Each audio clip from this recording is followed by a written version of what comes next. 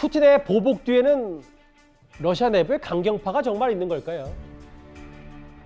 러시아가 우크라이나의 수도 키이우를 다시 공습했습니다. 무려 80여 발을 퍼부었는데요.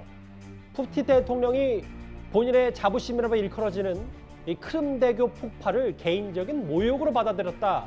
이런 분석이 참 많습니다. 저희가 준비한 화면입니다.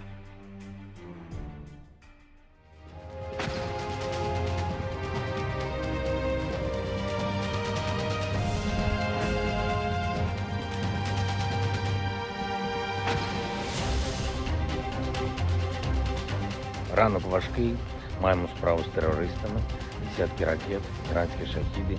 У них дві мішені. Здесь, как вы так что доложили, сомнений нет. Это теракт, направленный на разрушение критически важной гражданской инфраструктуры.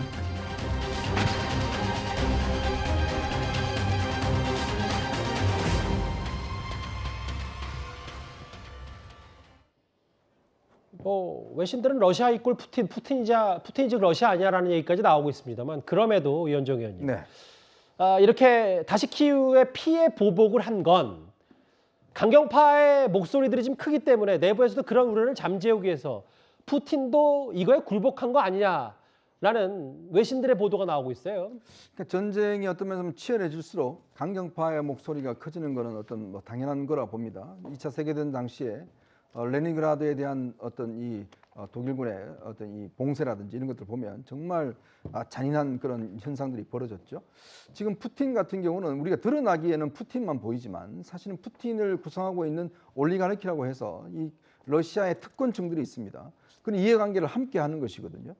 그 이 올리가르키에서 결국은 이제 이런 강경 움직임들이 더 나오는 것이거든요.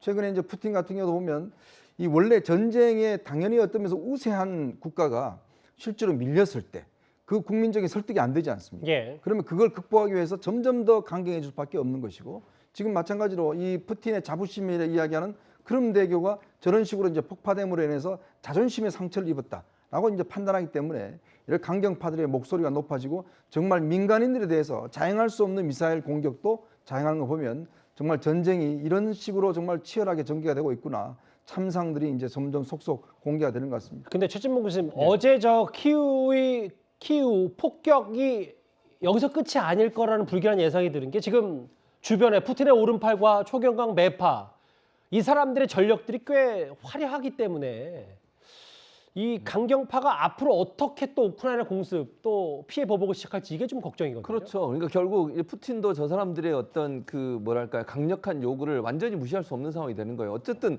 푸틴이 지도자긴 하지만 지지 기반이 있지 않겠어요? 그 지지 기반들의 동의를 얻지 못하면 전쟁 수행도 어려워질 수 있어요. 본인의 권좌도 어떻게 될지 모르고요. 그런 상황이라고 하면 본인이 원하든 원치 않든 강경파들의 입장을 반영할 수밖에 없는데 저 사람들 하는 행동을 보세요. 잔혹한 고문으로 탄압을 하고요. 무차별 폭격을 해서 전범 논란까지 일으킨 사람들이에요. 그러면 지금 이렇게 민간인, 민간시설, 병원, 뭐 학교 할 것 없이 저렇게 미사일을 쏴대는 뭐 저는 저게 과연 뭐 이 인류애적 관점에서 가능한가 하는 부분에서는 너무너무 화가 나고요. 러시아의 저런 행동 자체가 국민들의 지지도 받지 못할 뿐더러 전 세계의 비난과 비판을 받기에 충분한 내용이다. 저 초강경파들 본인의 집에 미사일 떨어지면 과연 저런 행동을 할 수 있을까? 도저히 이해 안 되는 그런 행동이라는 생각이 듭니다. 어제도 저희가 전해드렸습니다만 삼성전자 입주 건물까지 주변 150m 반경이 폭격을 당하면서 유리창이 깨지는 그런 또 사고까지 저희가 전해드렸었는데 강경의 끝을 달리고 있습니다. 격투기 선수까지 모집을 한다고 하는 글쎄요. 상황이 좀 좋지 않습니다. 러시아 얘기까지 만나봤습니다.